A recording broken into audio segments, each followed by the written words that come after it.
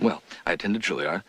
I'm a graduate of the Harvard Business School. I travel quite extensively. I lived through the Black Plague, and I had a pretty good time during that. I've seen The Exorcist about 167 times, and it keeps getting funnier every single time I see it. Not to mention the fact that you're talking to a dead guy. Now, what do you think? You think I'm qualified?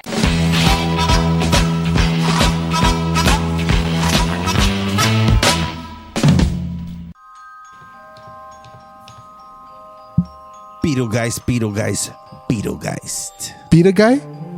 Never. I don't want to summon that. Beat a guy off? Beetlejuice. Your brain is a really crazy thing, Angel. I want to just open up your head and see how that thing ticks. I don't, because then I'll see all the other depraved thoughts that are up there. It's a circle. So, I feel like I got... Enrique, where's your scissors? There's some on that desk. I need some on that desk. Okay, hold on. Are you trying to do a lobster story again, or are you trying to... No, I'm going to get... Funny enough, Lobster Boy. Tim Burton had a Lobster Boy thing. It's a circle. Gross. It's a circle. It's a circle. It's a circle. Ay. Yep. You're asleep? Yep. So... It sounds like a Tim Burton movie. It is a Tim Burton movie. Nice. Which one? My guess. Edward Scissorhands. Edward Scissorhands? This could be Nightmare Before Christmas too. Well, Enrique got it. Yeah. I was thinking that, but because Enrique I had already said it, I was trying to like give another movie just in off chance that it could have been something else. You know, as like clever as Danny Elfman, who scores all his movies, is, like, there's a lot of songs that sound the same. And that's okay. That's not a dig, because he's great. Yeah. Like, but like that also could like double in for like the Batman score. Yeah. Like, particularly in Batman Returns. Is that what it was called? Yeah, Batman Returns. Yeah. Yeah. And so, you know, that whole the winter theme. He tends to. He's very consistent whenever he does music about winter. It has like those type of like. Can you guess Danny Elfman's favorite season of the year? Winter. He just likes having like 6 women show up and go.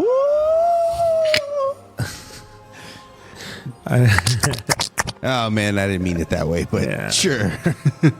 Danny Elfman is a national treasure. You know what? I did not know he did the music for Desperate Housewives. I've been watching that lately. I told you he has a thing for 6 women showing up. Are you guys Tim Burton fans? Absolutely. Of course, man. I used to be. I mean, I still am, but I think I was like when I started, like when I was young and when I went to film school. That was my inspiration, Tim Burton. He was better, and then he got sold out for a while. Well, I mean, I don't know if it's maybe part of it is selling out, but I think it's also like just lack of vision. Like, you know, he's had a lot of misses. Yeah, the last like 10 years, 12 years. Okay, I'm going to tell you which one I do like, and it's an unpopular opinion. I love his version of Planet of the Apes. I loved it. I did too. It was great. I did too. Go back and watch it. Yeah, I did too. It's a crime that did not get a sequel. It really is. Wanted one. It really is. Even if it has Mark Wahlberg in it, it's still a great movie. The controversy. Well, he was great in that. It was the controversy around racism, right? Michael Clark Duncan as a monkey, you know, as a gorilla. Yeah. No, but there really wasn't did much. somebody make a thing of that? Because I think so. I remember hearing about a thing. You know, I didn't really get him. I didn't get wrapped up in it, but like people were like, "Oh, that's racist. You have black people as monkeys." Correct me if I'm wrong, but Paul Giamatti was in that, right? Orangutan. Yeah, he like a Dr. Evil Seuss Dr. kind of Seuss version. Yeah. He was a like a politician, kind of like an evil. He was great. Two-sided. He was great. Also, Helen Bonham Carter was Michael Jackson. I mean, The a main chimpanzee villain. Who was the main? Tim Roth. Yeah, Tim Roth. He Tim was Roth fucking badass. He's a fucking national treasure, dude, especially in that movie. Oh, Tim Roth is definitely in it. Tim Roth is great. That movie was great, and then Honey Bunny. Honey Bunny, and then Charlton Heston as his cameo. Get your hands off, dirty hand. Get your dirty hands off. All right, and then he dies. Something like how's that. the line? I want the line. What's the real line? I don't know. Who cares? Your damn. Oh, I don't know. Get your hands off me, you dang dirty ape. That sounds like a rapper, right? Yeah. Except he doesn't say dang. Yeah. He says damn. Now, I was a huge fan of the original movies. of the ones that Tim Burton didn't do, the 60s one. I was a huge fan, even if it was shot in Century City. And you could tell, it's like, oh, look, that's the Avenue of the Stars. But the twist at the end of the Tim Burton Planet of the Apes, I didn't think it was like great compared to the original, but I still enjoyed it. I thought that was different. But yeah, Tim Burton. I'm gonna have to go back and watch it. It just sounds. I seen it like it was like the end of the video store era, and I saw it and I was like, meh, because I had seen the originals and the originals like stuck in my head. Yeah. And I think on the first watch, I was like, that was nothing special. Because I guess maybe at the time it was like Underworld and the first X-Men came out. Yeah. And I was just kind of like into that other stuff. So it just kind of over my head. I saw the Planet of the Apes, the Tim Burton one at the movies. I took a girl that I wanted to take on a date, and I asked her out, and she's like, yeah. So we went to a dinner and a movie. The funny part is, I didn't find out, she didn't consider it a date. She considered just hanging out, and I was like, oh shit, okay. At that point, I couldn't, I'm part of that. I was like, oh.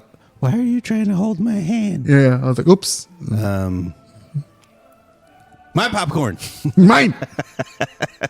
Date over. You maniacs! You blew it up. Damn you! You guys mentioned the genius of Tim Burton, and I think that there's genius in everything he does, but like all the great directors, he phones it in at times. Oh, yeah. Because, they okay, I could imagine it being like this. Look, Tim, we need you to do another movie. We have you contracted for another 6 movies, and it's been 2 years. I need you to get off your couch and do another movie already. Is Johnny available? He's like, I really don't want to. No, he's like, is Johnny available? No, I don't want to fucking do it. I don't want to do anything. And they're like, no, we have this great script. It's called Little Big House, and we want you to do this film. And he's like, this is not good at all. And they're like, we'll pay you $20 million. And he's like, I will do it, but I will complain the whole time. Here's 20 more. I'll shut up now. Okay. $40 million later. What's the first movie that you saw? Tim Burton, that you can remember? Pee-wee's. That was the first one you saw, or the first one? Because that's the first one he did, but is that the first one you saw? That is the first one I saw. What about you, Enrique? First Tim Burton film. To my memory, it might be Pee-wee's.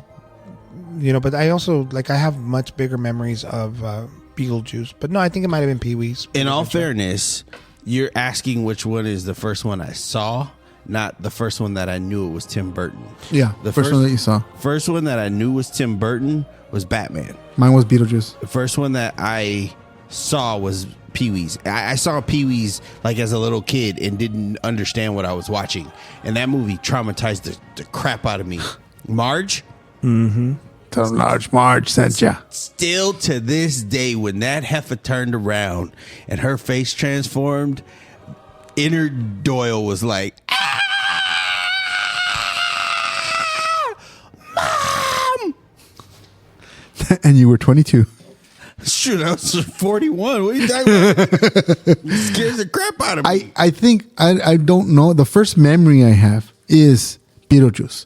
My sister and me went to the Commerce Casino. We got there late. We got to the scene where Beetlejuice shows up on the television as a cowboy, and he's doing his little song. That's why we started watching the movie. Then we waited and rewatched it on the next plane. But that's my first memory of watching Beetlejuice. I was like, oh my God. But I think Pee-wee's Big Adventure was probably the first one I saw. Mm-hmm. And then, of course, Edward Scissorhands. And I was obsessed. I did like his earlier stuff. I was huge on Batman. Batman Returns, The Nightmare Before Christmas later on. James the Giant Peach, although he produced both of those. Those are not his.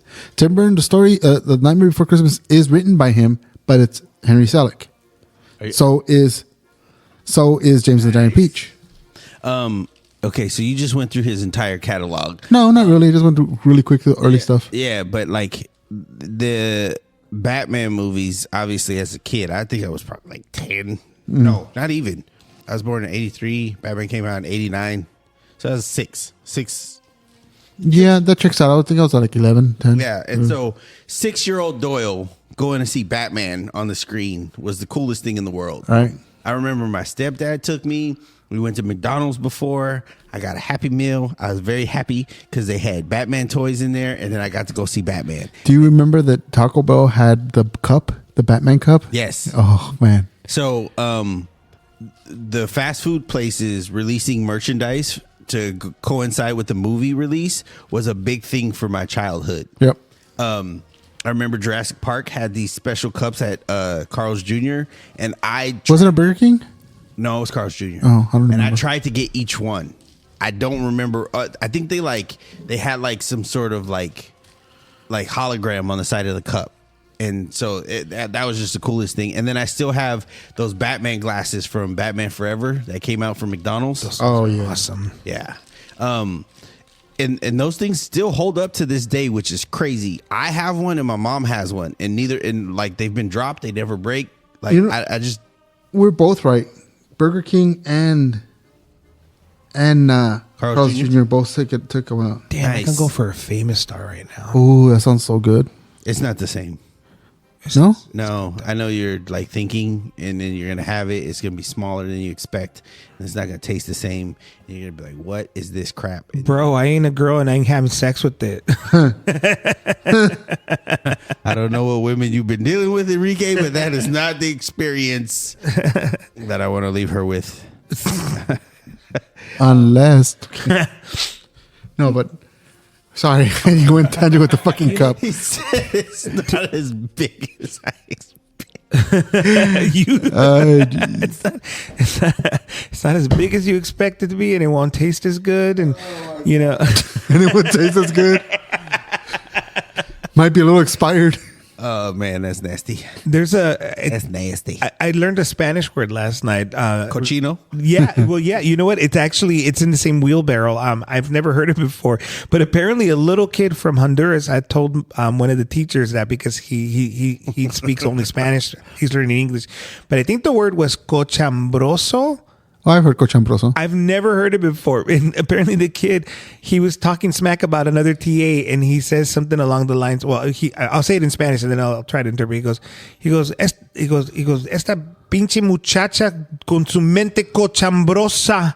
And basically saying that, you know, that, like what, I don't know, like that girl. With dirty mind. With that girl with the dirty mind. And This fucking girl with a dirty yeah, mind. something like that. That's what he said. But I mean, this is like a 8 or 9 year old kid who said that. That's what makes it even funnier to me. He's gonna grow up and be a pastor.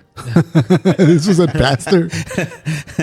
No, but Batman, there's those scenes, and what I've gone back and watched those scenes again, and what I loved about early Burton was like the painting backgrounds. Yeah, gorgeous. Anytime you look at Gotham City from, you know, a Burton film, it's like the background is like completely CGI'd and painted in a way that like no other film has ever like recreated other than a Tim Burton film.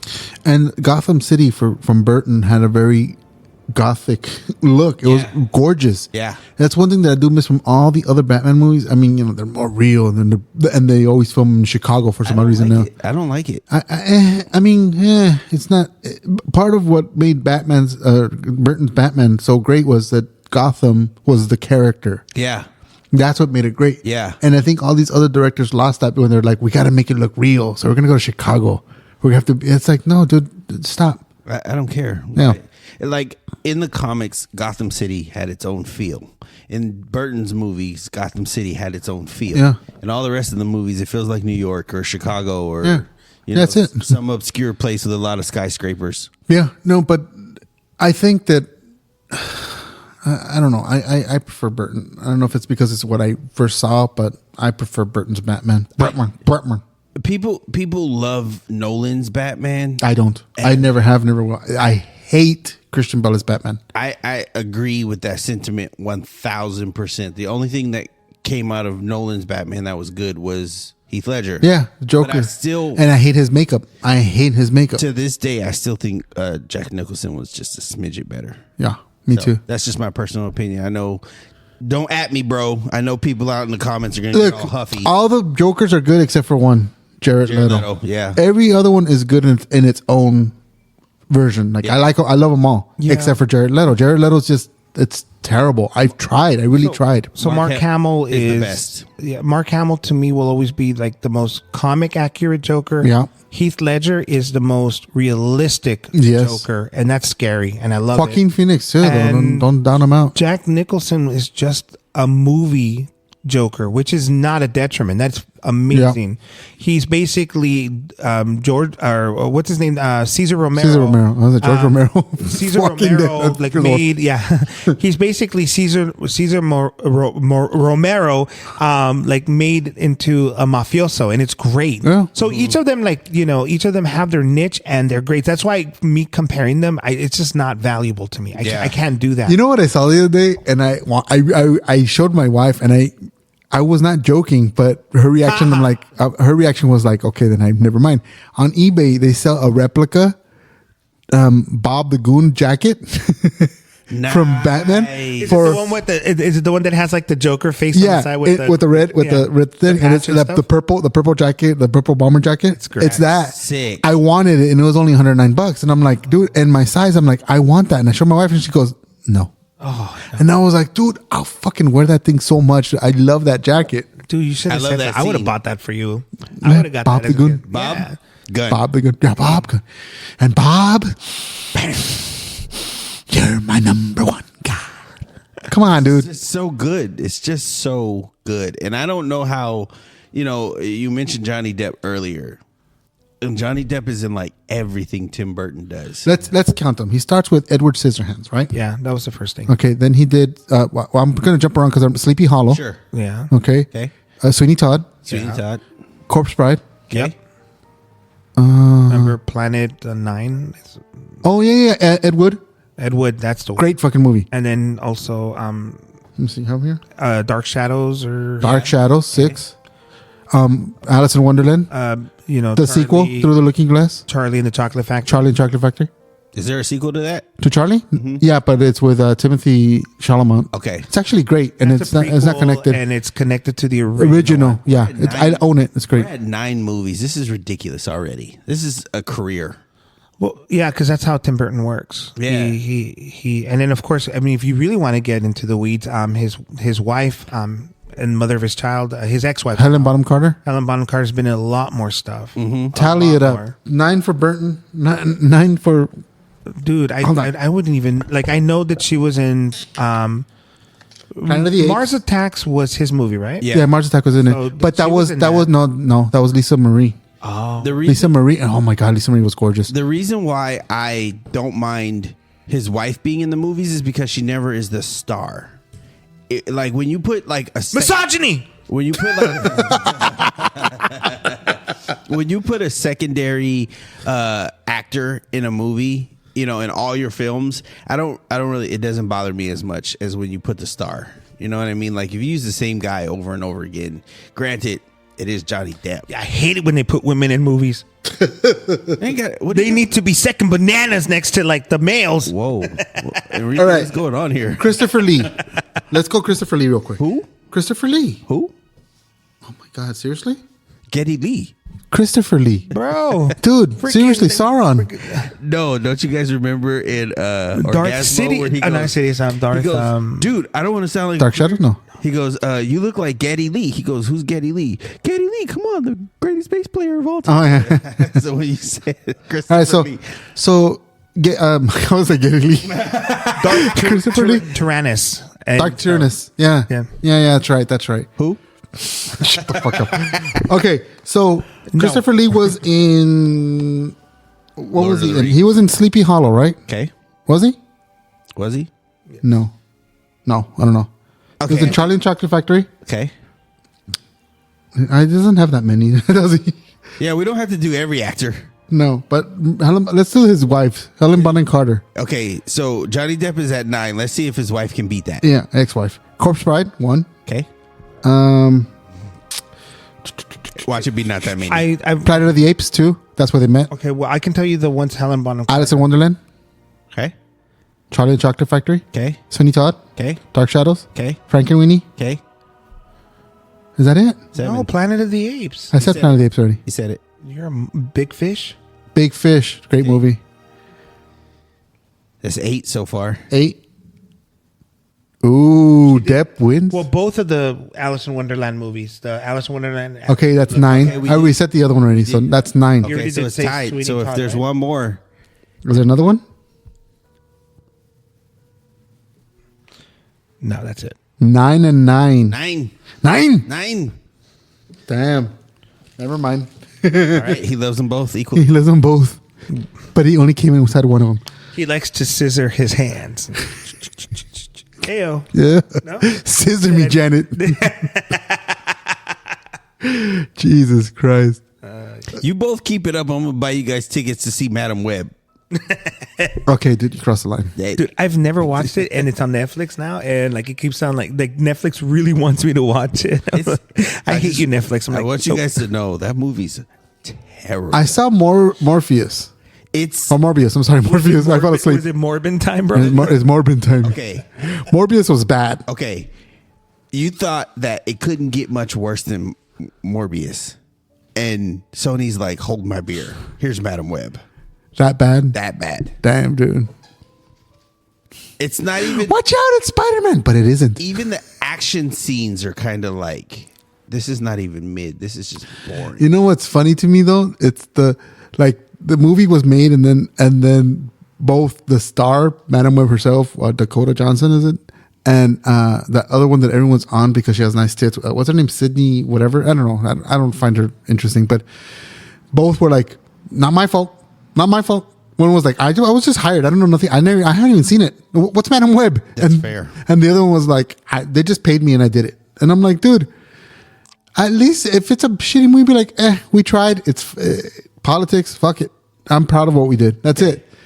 And instead of disowning it like that, that's fucking stupid. I double dog dare anybody out there in the Squid Squad to go and watch the movie Bloodshot, Morbius, and Madam Web all in the same sitting and see how many times you fall asleep. I can't. See how many times you, 1, fall asleep, 2, cuss and go, what the f is this? And 3, just say in your mind, like, this is the stupidest thing I've ever seen. I don't want to watch this movie anymore. Watch those 3 movies and do a counter and see how many times. You could actually do a drinking game to that. Add to that list Alice in Wonderland. I hated that fucking movie. I hated it with a passion. Burton? With a Mad Hatter. Yeah, with Mad Hatter looking Madonna. I fucking hated that movie. I didn't like it either, but I didn't hate it as much. I did as because hated those three. I love Lewis Carroll's book. I love it. Yeah. And even the Disney version, even though it's a very carfunkel, bizarro version of Lewis Carroll, it's still great.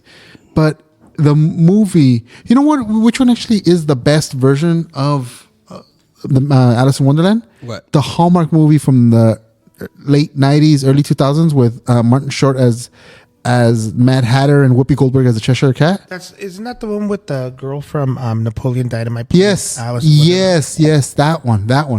That is still by far to this day my favorite version with Gene Wilder as the turtle thing. It's a great story. Yeah, it's really whimsical. Yeah, and I've always loved, even though But honestly, Lewis Carroll had those pedo moments, I still think it was a great movie. the greatest Alice in Wonderland is the cartoon, bro. Let's just be real. It's not. It is. It's not authentic though. But I love it. it doesn't matter, but it's great. No, I love the Disney movie. I really do.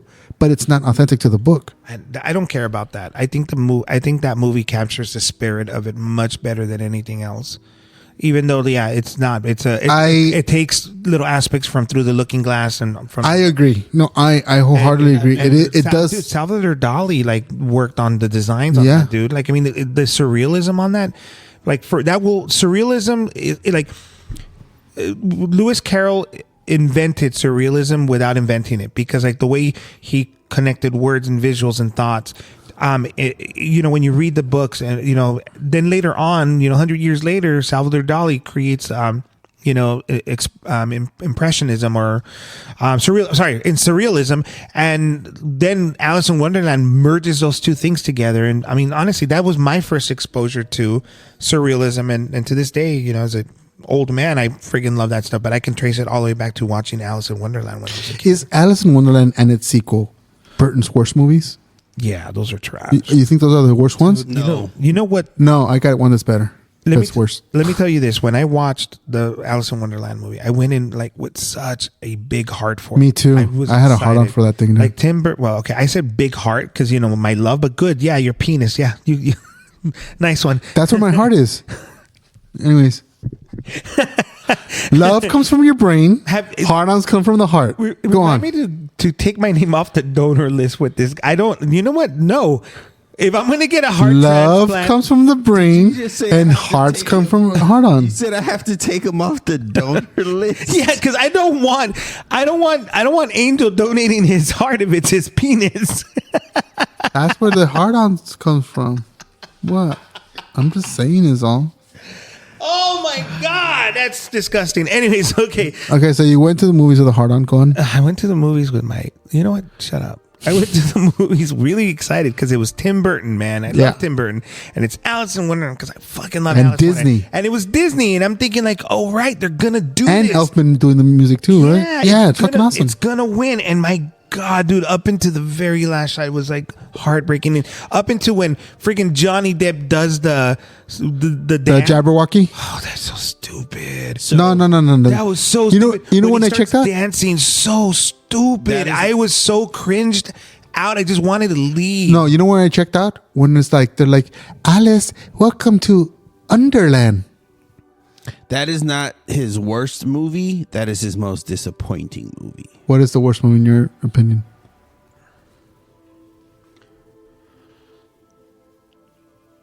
Good one.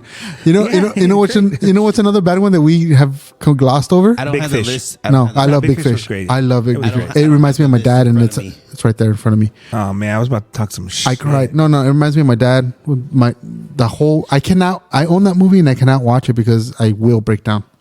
I really will. But no, And then before you know, we get another Pink Floyd episode. yeah, Dumbo.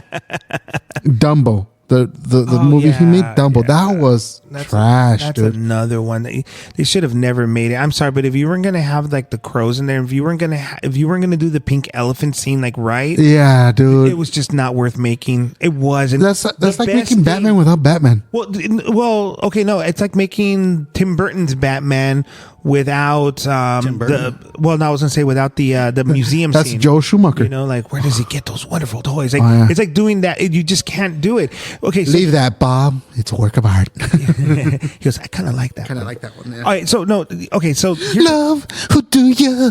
Going back to Prince. it's Going back, great it's though, like a dude. sequel. It's a circle. Hey, wait a minute, why do we keep on talking about Prince? Have we seen that episode? Has that episode aired already? I don't know what you're talking about. I don't know either. Moving on. Yeah. I think you should just listen to a bunch of random episodes until you find what we're talking about in another conversation. Future. Okay, so all right, back to Dumbo, dude. Like, Dumbo is not a good cartoon. Like, it's a cute cartoon, but it's not good. And really, the most memorable things of Dumbo were the crows.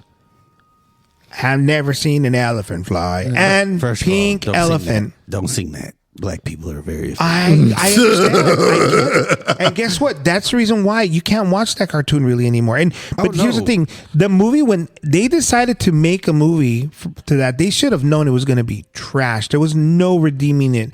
Like a flying elephant, all right, that's cool, but it doesn't carry the movie. It was those scenes. When I think of Dumbo, I remember those crows, and I remember the pink elephant. When I think scene. of Dumbo, I think of Dumbo Circus on Disney Channel when I was growing up, and I love that big weird cat that used to pop out of the trash can. Don't ask me why. I just like puppets. All right. First of all, Dumbo is offensive to black people, but Because of the crows? Yeah, because they Jim Crow. You know, ha ha ha. So funny, Disney. Which brings me up to another point. Oh, go ahead. I was going to say, but that is not a reason to cancel the movie or not watch the movie because no one ever complained about it that way before. Right. It's just offensive. And like I said, future me or past me, I'm time traveling here. We don't need to cancel things because it's offensive. We just need to use it to educate ourselves to do better later. And Tim Burton leaving it out of the movie was like you're taking iconic characters and you're just leaving them off because what? People are offended? Like stupid. And that's why the movie didn't do well. I actually had no faith in that movie, which is why I said that movie, I think that was the movie that I think is worse than Alice in Wonderland. I agree. That movie is just bad. Yeah. There's just nothing good about it.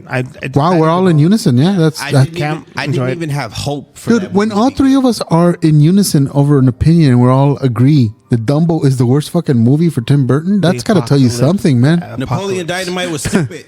No. No, hell no. What the fuck's wrong with you? Yeah, bro. Get out of the fucking studio. There, I said it. No. I stand by And what I said. Enrique, am I allowed to fire him now? Yeah, please. Fucking dick. I'm out of here. Out of Wait. cannon. Wait, Yeah. I was kidding. It was a joke. Come I'm back. about to.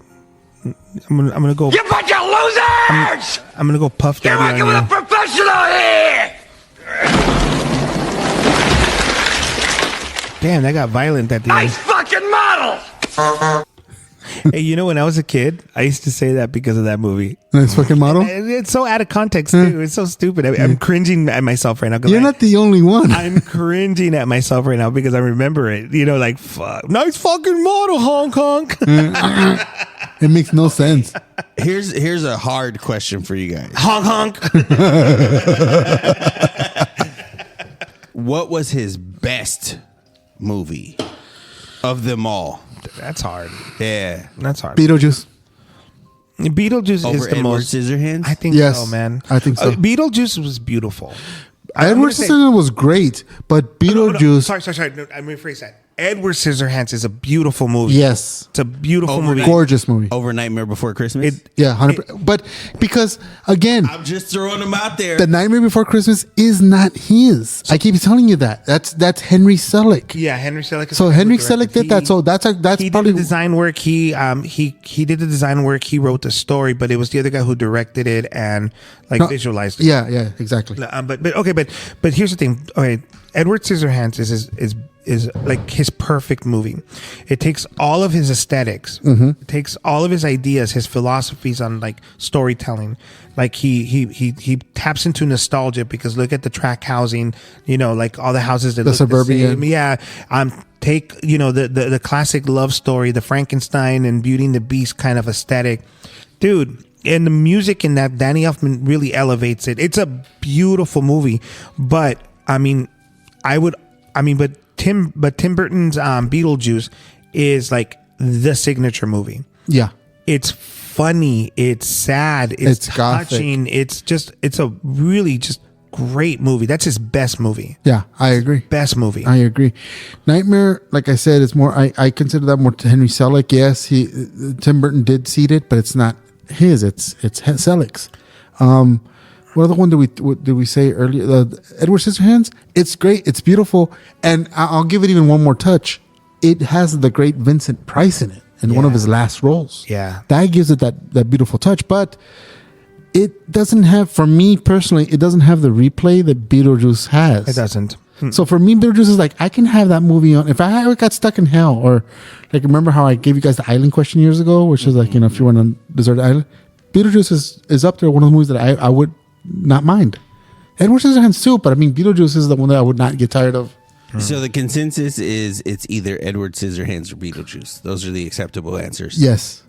Okay, that's fair. I can concur. Because Big Top Pee Wee was his first, and it's a great fucking movie. But I think that's more of a Paul Rubens. That was more his. I will actually argue against you on that one. I think that it was Tim Burton's vision, because that world that he created for Pee-wee was Tim Burton's aesthetic. That was his world. I'll give you that. But he understood Pee-wee on a level that other people didn't, and that's why it worked. It was a really great collaboration. But in the end, you know, when people think of Pee-wee, they think of Paul Rubens and not Tim Burton. So that's the only reason why I wouldn't. In the same way that I couldn't also, as much as I love the Batman movies, I couldn't Put him in his lore. put it in that because it's basically Tim Burton understanding Batman and creating his own idea of it, and so and it's great. But no, Tim Burton's Beetlejuice is like his movie, his vision, his story. But it's all these different concepts just coming together to make a great it's movie. not 100% his story, but yeah.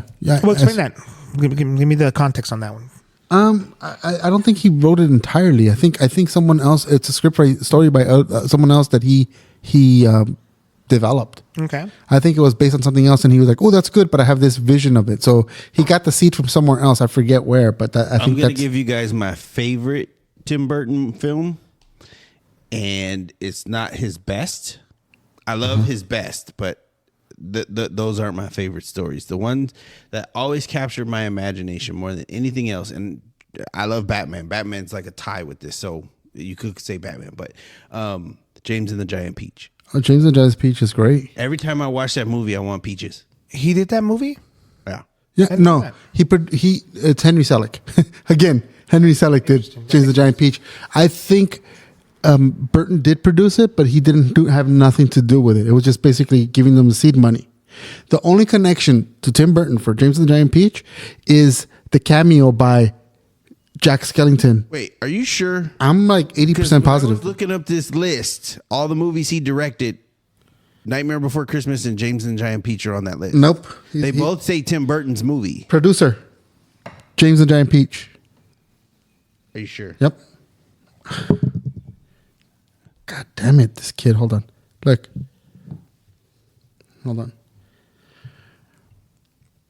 So the one who wrote Beetlejuice was Michael McDowell and Larry Wilson. They're the ones who wrote the script and the story, and then, Tim Burton, directed it. And James and James, Henry Selick directed James and the Giant Peach. I thought you were going to say James Earl Jones. James Earl Jones. National Treasure. Hold on. Yeah. So, anyways, but that's wrong. That is wrong.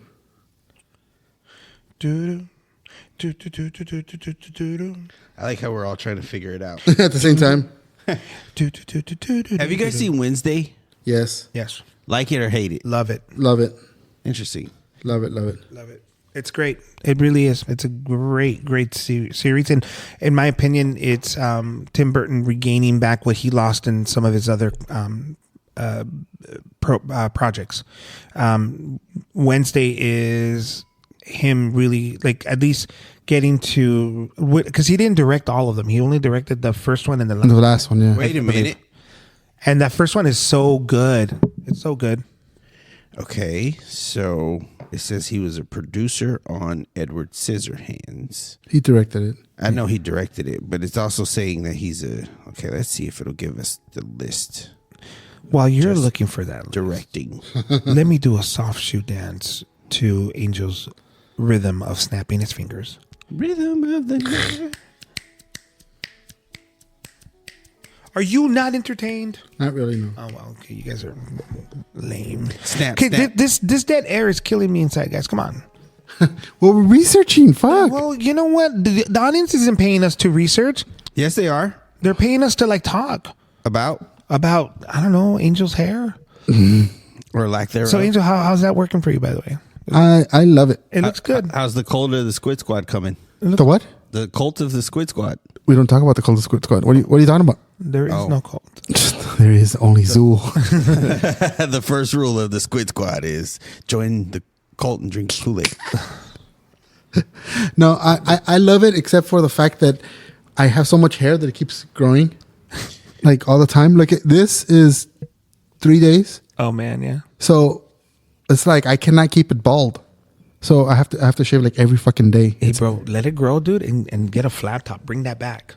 Bring the You know what I wanted to do? I wanted to do a mohawk. Yeah. I was gonna do a mohawk. Do a mohawk.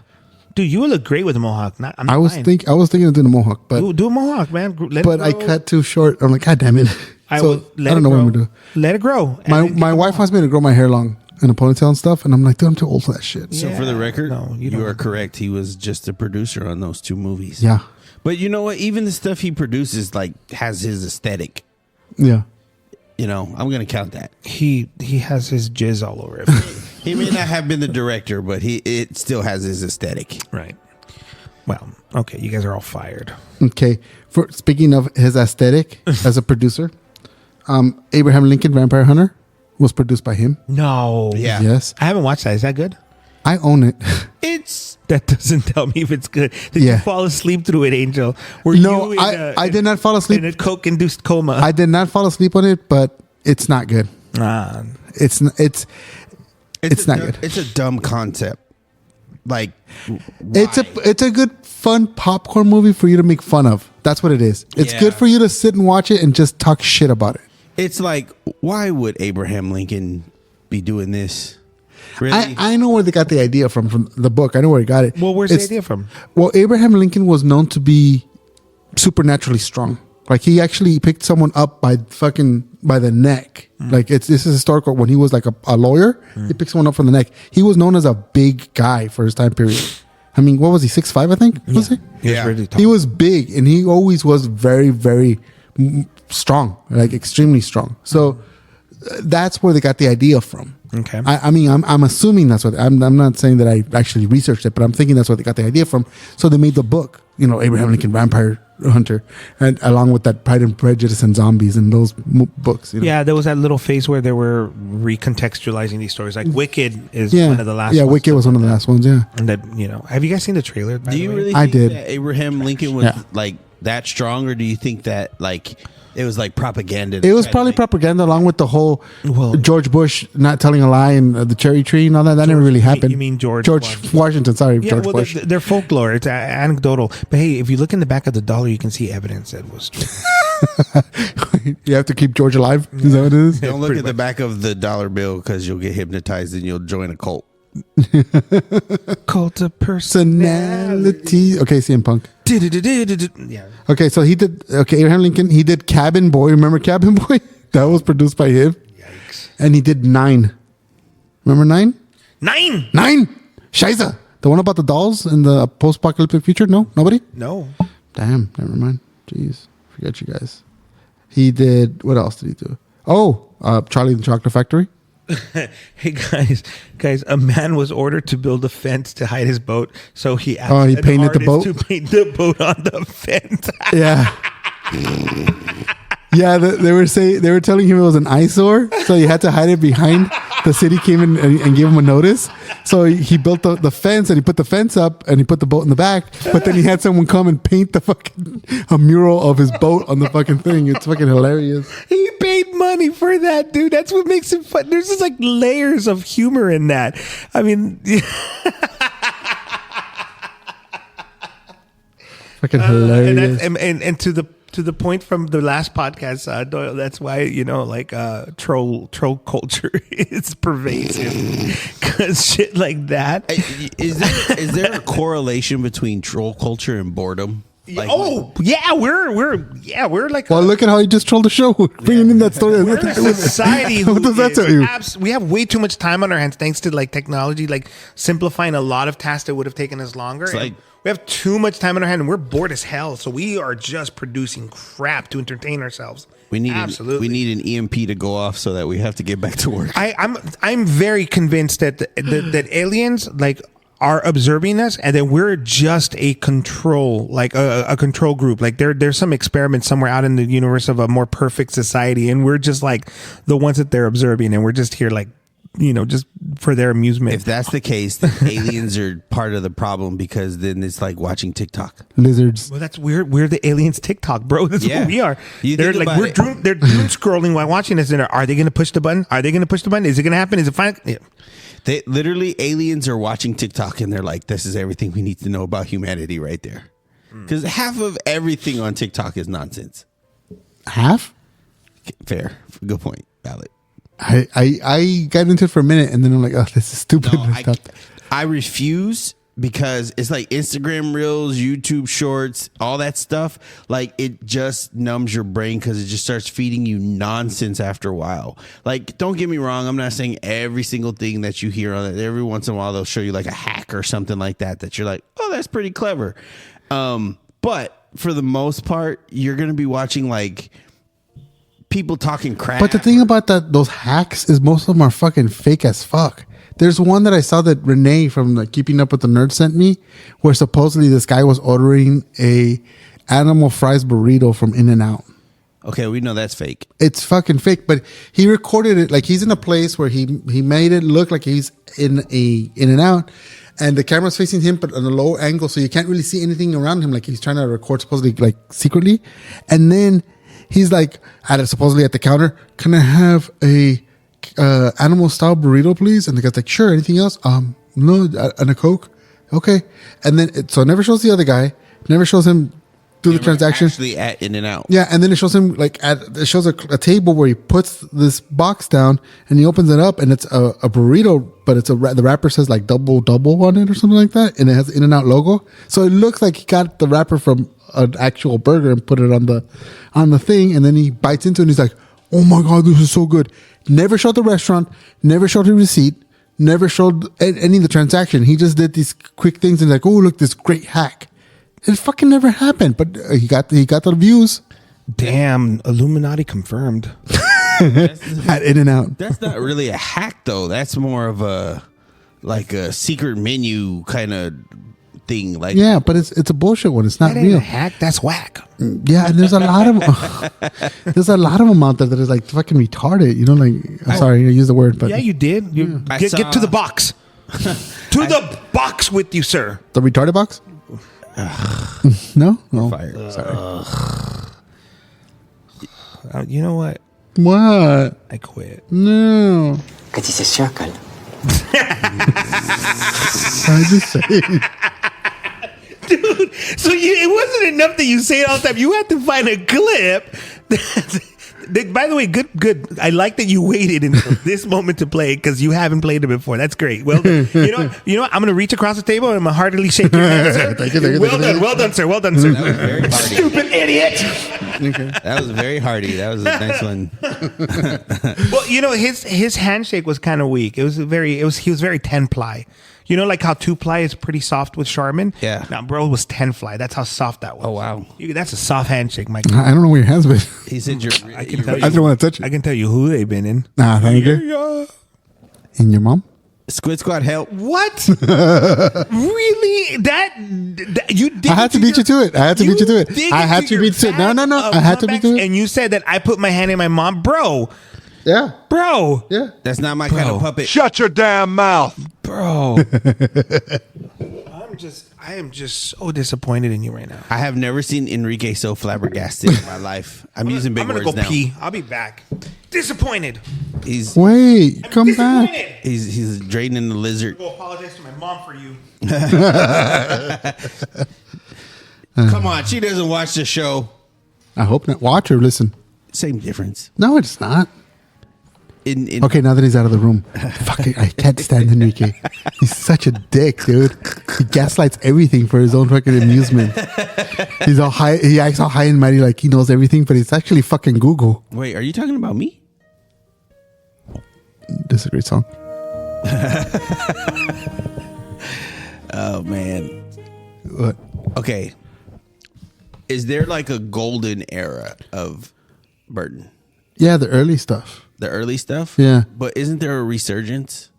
Didn't he like come back and start doing stuff and then like it was like, oh, He did Sweeney Todd, which was good. He did Frankenweenie was Frankenweenie was pretty good. Yeah. Pretty good. He did do Corpse Bride, which he was trying to do his own new nightmare. It was Caroline.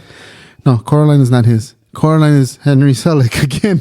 Man, that's you not know him. what? I'm finding out that I'm a Henry Selick fan. I'm not even a Tim Burton fan. Henry Selick did Coraline. He did Miss Pettigrew's Home of Peculiar Children. I didn't like that movie. I did. It's different, but I like it. He did Dark Shadows, which I did enjoy. I wasn't okay. So when I saw it, it was kind of like, oh, this is just another one of Tim Burton's things. Which one, Pettigrew or Peregrine? Sorry, Peregrine. Dark Shadows. Dark Shadows. Pettigrew and Dark Pettigrew. Shadows kind of felt like they came in concession, and there was like probably like 3 or 4 movies where I was like, meh. You know, I've noticed he has an obsession with what's her name? Ava Green. Is that her name? Ava Green? Is that her name? I don't know. Fuck. You have to show me a photo. I don't know who she is. Like Squid Squad, pulling back the curtain a little bit. I normally will like look up these name references because I don't know actors' names. Very rarely do I just know who you're talking about. Her, Eva Green. Okay. He has a thing about her. I've noticed because he's starting to use her a lot in his movies. Okay. So, Did you get up to 9?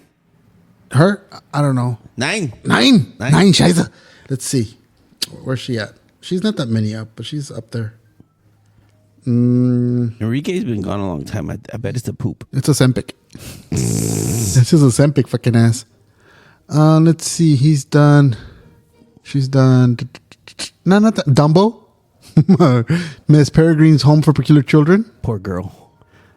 Dark Shadows. Okay. So far, she's in everything I don't like. Well, that's his new go-to girl. Well, he should That's stop the only going. ones. He should stop going to her because everything she's in, I don't like. I think he has a thing. Okay, so I want to talk about this real quick about Tim Burton. Is he racist? He mostly only hires white actors. But he left out the crows in Dumbo. That too. If he was racist, he definitely would have put that in. No, I think Disney probably told him you can't do that. Okay, that's a good point. Yeah, Disney was trying to clean up their. Is there their a thing. director's cut with that as a deleted scene? 'Cause Him cussing in the background. I need the fucking crows. if you don't put the crows in my movie, I'll make another Alice in I'll Wonderland. hang you. I'll make a second sequel to Alice in Wonderland. Man. Okay, fine. No, okay. I've heard a rumor where they're talking about how he's racist because he only hires white actors. But in his excuse, or what they're saying, is that basically it's an aesthetic choice because he chooses a lot of dark backgrounds and he likes the pale corpse look of white people. So he makes them even whiter looking with the makeup.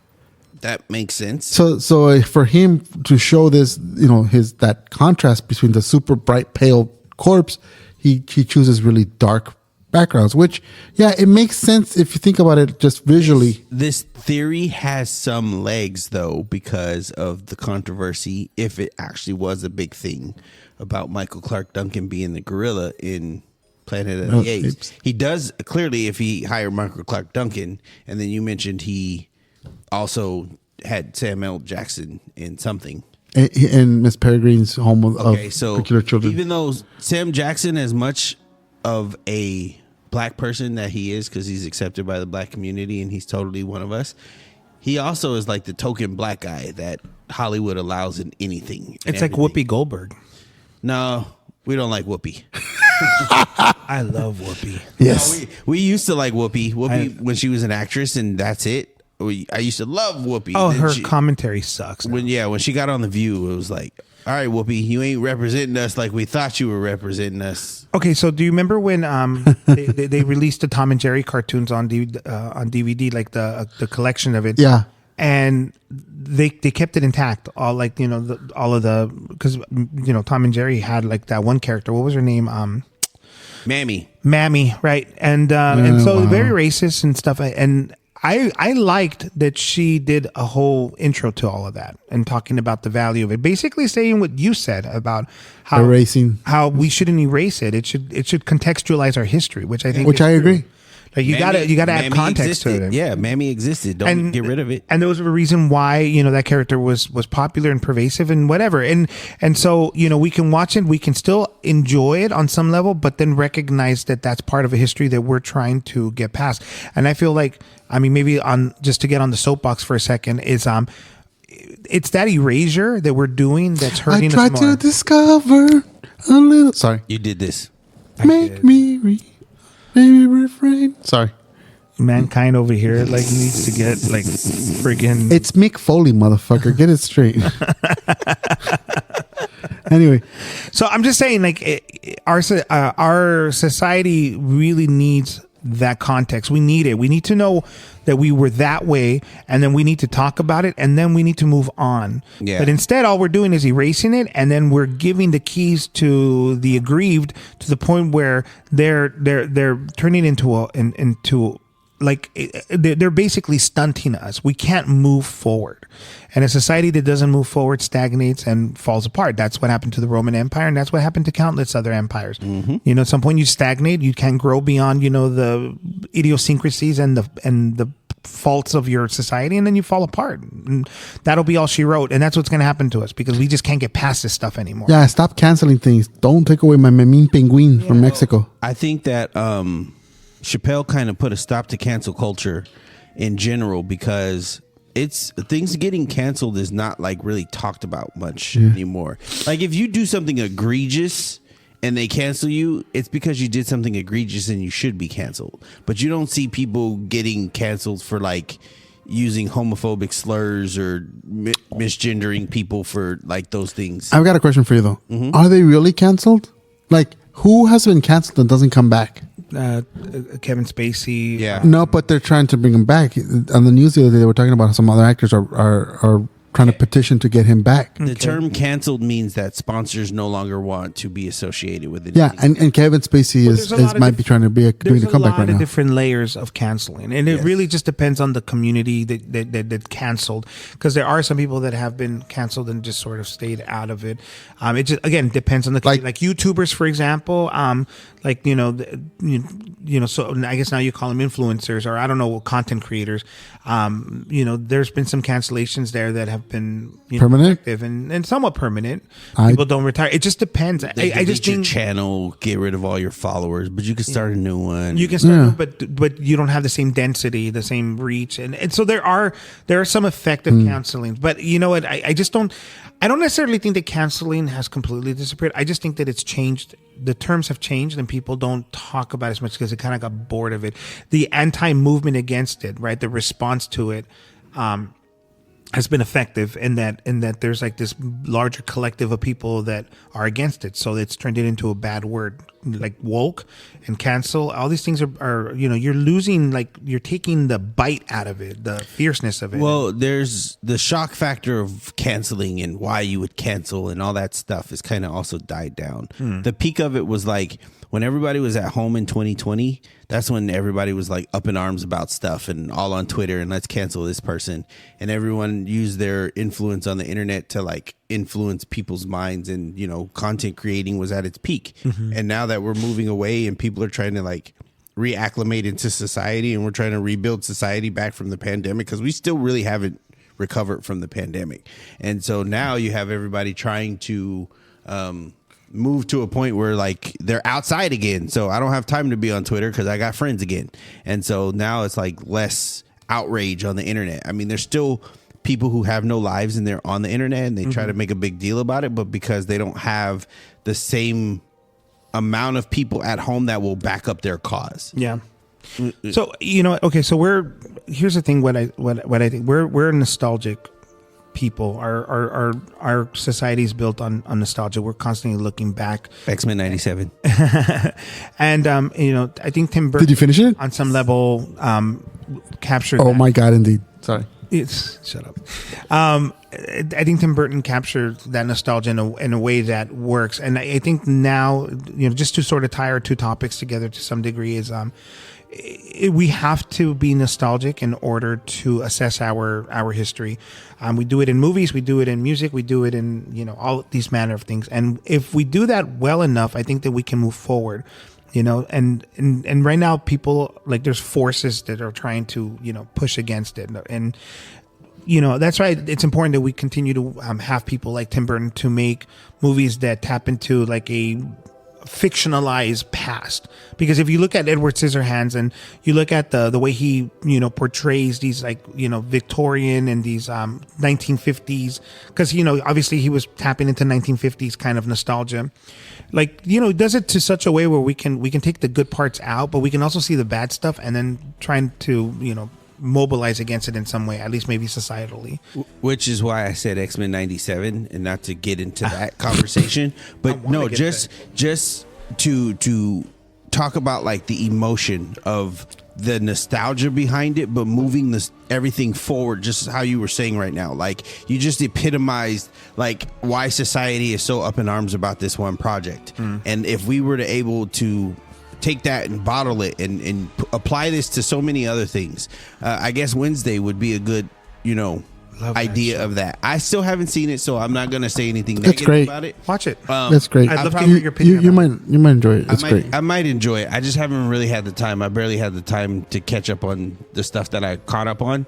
I still haven't seen Invincible season 2, so so I have some homework for us, and maybe we can do it for a summer episode. But I think that we should there should be at least 3 or 4 shows that we should all watch. I mean, I've watched them probably, but have you watched Fallout yet? No. Okay, so you definitely got to watch that. I never played the game. So. Doesn't matter. Watch it. It's amazing. Okay. I think we can have some really great discussions about like nuclear proliferation. The Ratopia that we talked about, the great behavioral sink. You should definitely finish watching Invincible. I would love to talk about that with you. I will watch. Yeah. it. I would love to get your opinion on Wednesday. I think that would be a great show, and it would be cool to get your opinion on that. And then, when the new season of Boys comes out, we definitely got to talk about that one. And I think if we do all of those and have an episode, it would be a lot of fun. And I think we would get into some interesting discussions.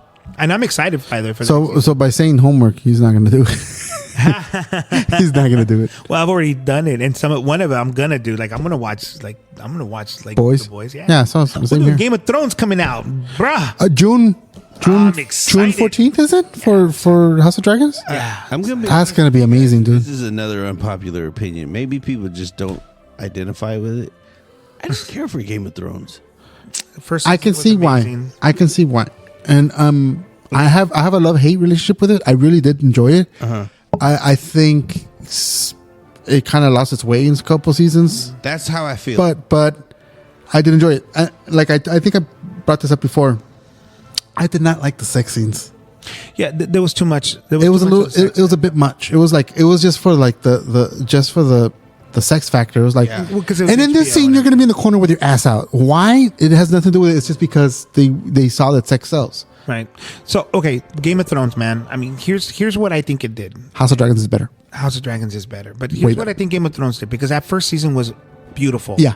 It was a great Chef's kiss. great show. Mm-hmm. Now, what it did was there was nothing else like it on TV. There were shows that looked somewhat like it, and Rome. but it was not Spartacus. It was not like Game of Thrones. What Yeah. Speaking of having your butt out, Spartacus.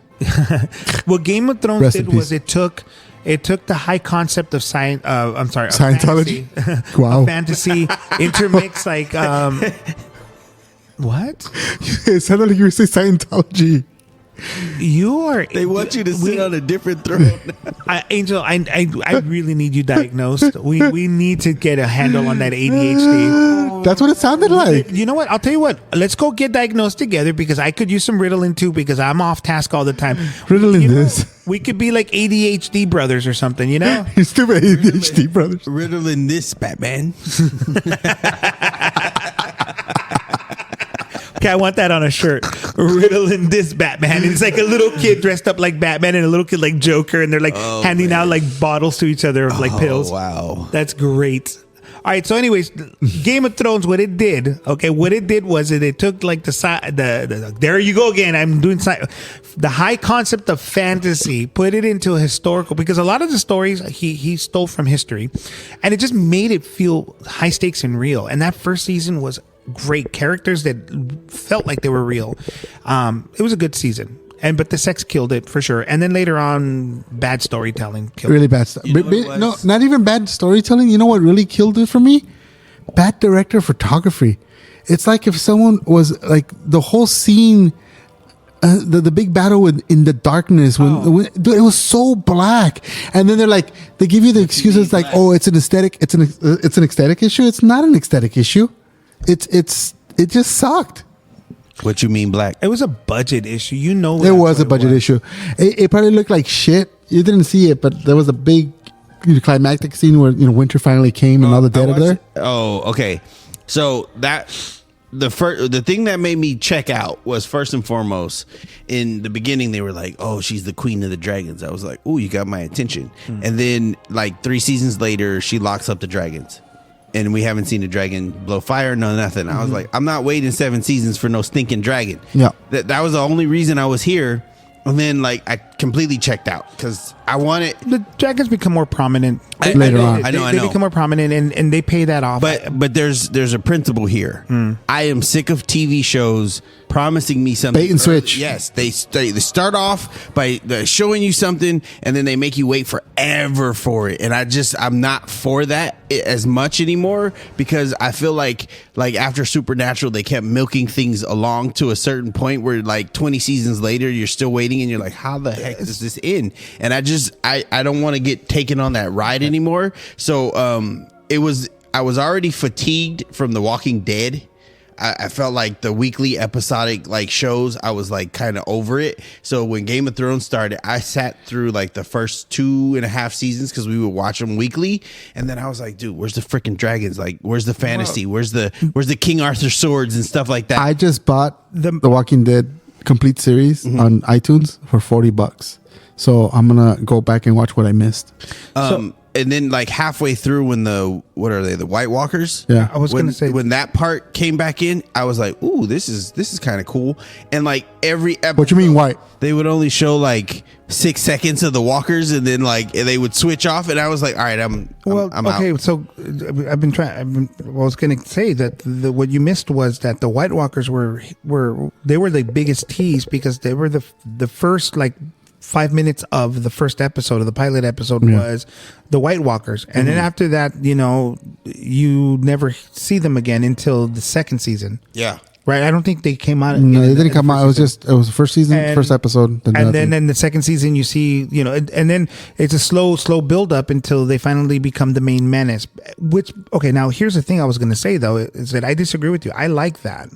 I think that's cool. I like when things are hinted at and they become, and we've done right. That sort of anticipation pays off really big in a storytelling kind of way. I like that. I agree, but it wasn't played out correctly. It wasn't done correctly. Okay. That's my opinion, at least. And then the payoff was just like anticlimactic. There was definitely some cool stuff. I understand why people like Game of Thrones. Now, For me personally, I think it was, like I said, it was weekly episodic fatigue, and it just was like slow build and slow burn. 100% agree. But if you liked the dragon part and that's what you really wanted, House of Dragons is for you. Because that's basically what it is. They took out a lot, at least the first season, they took out a lot of the fluff and it's straight to the point. Well, okay, let me put it this way. All of like the medieval fantasy like has changed from like these fanatical kind of like elements of like, I don't know. I think the best story is probably like Disney's King Arthur with Sword and Stone? Sword and Stone. Yeah. I love every single concept in the Sword of the Stone, and then you throw in every element in Sleeping Beauty. You mesh those two together and you have the perfect like story, right? In my opinion. And so when I saw Game of Thrones, that's what I was hoping for. I was like, I hope we get more elements like Sword and the Stone and like Sleeping Beauty. I want to see the knight fight the dragon. I never see that. It's never in the movie, not the way it should be. They're always running and hiding from the dragon. There's no one that ever stands up to the dragon. You should watch Dungeons and Dragon Honor Among Thieves. Can I say though that I think that sort of sentiment misses the point of what George R. R. Martin was trying to do with the dragons.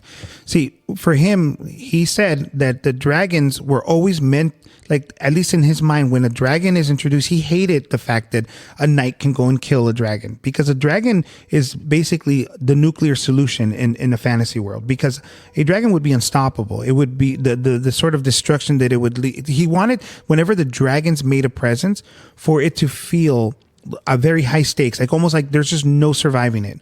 So the way he wrote the dragons in the books is that they were the reason why, they were the Targaryens were able to take over Westeros in 7 years, because with only 3 dragons.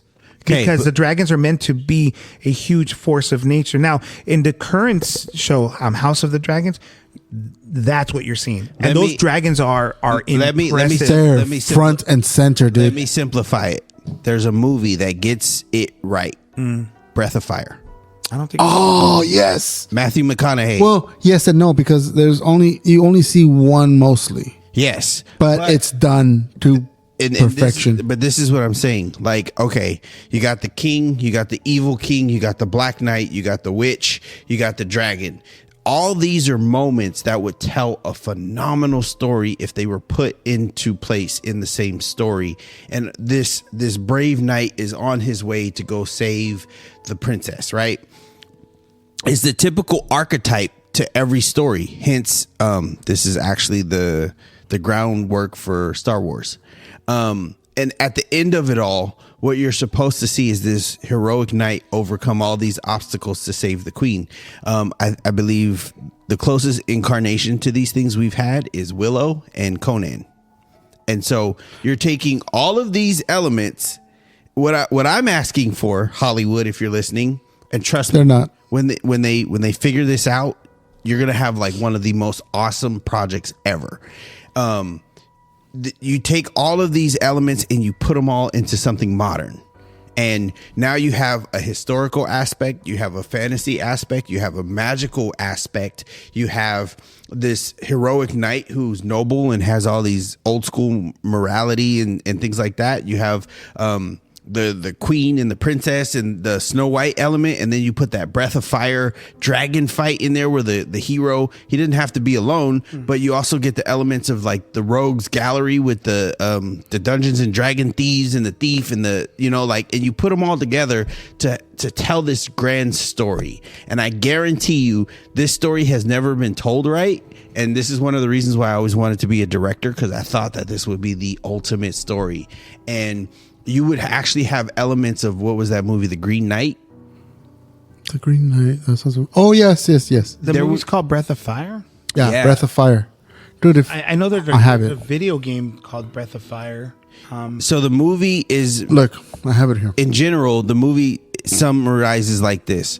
Dragons are reborn into the world, and then they basically burn everything. And so we're in a post-apocalyptic world, and they figure out like the best way to kill all the dragons is to kill the female, and the female is like the biggest dragon of all the huge dragons. one. So they set out on this specialized journey to try to kill the female dragon, and they have to. It's like modern though, right? But what I'm talking about is you take this and put it all into like a fantasy medieval reality. And it's Matthew McConaughey. Matthew McConaughey and Christian Bale.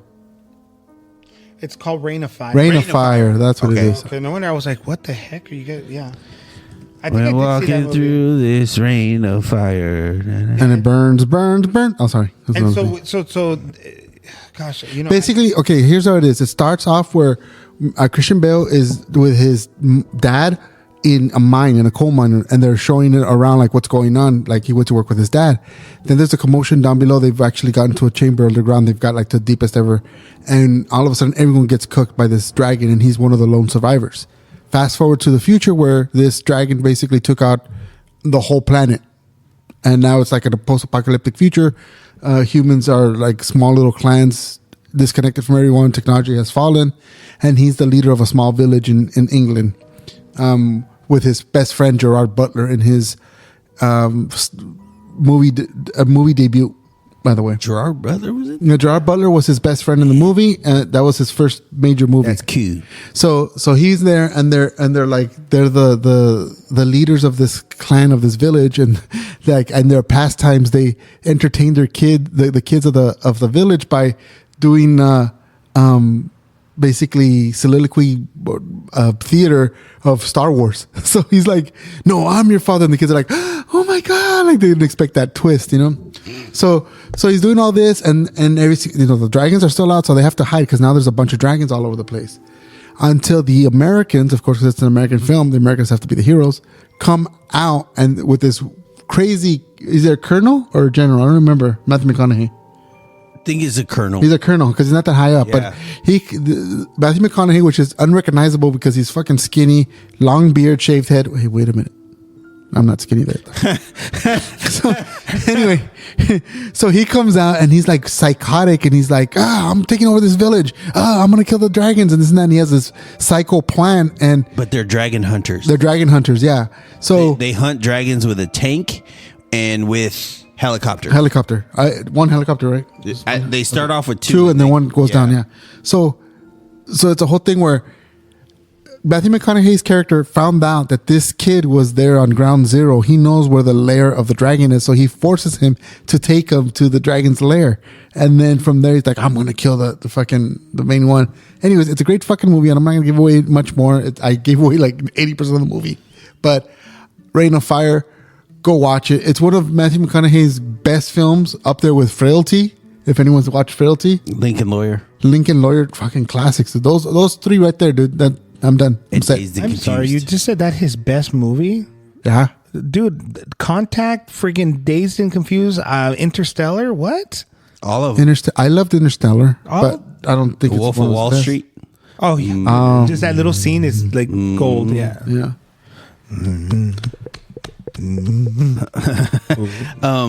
Yeah, no, so, you know, taking this conversation I would love for Tim Burton to make that movie because the Ring of aesthetics Fire? of his, like I could just imagine. I the wouldn't Dark buy. Queen's- I wouldn't buy Johnny Depp as No. Matthew McConaughey's character. Not Reign of Fire, like that fantasy. Oh, medieval oh, you movie mean with the Fantasy dragon. World, yeah. Because with the way Tim Burton does like the painted backgrounds in the castle, the dark castle. Not anymore. Now he uses so much CGI. It's gonna look like Alice in Wonderland, dude. Oh, good point. He Come on, doesn't do Burton. that no more. He uses now CGI, and it's gonna look that cheesy fakeness that I hate from CGI. Come on, Burton, step your game up. Watch Dungeons and Dragons: Honor Among Thieves. It's pretty good. I started watching it and I fell asleep because I watched it when I was going to bed. Yeah, watch it. Okay. Give it a try.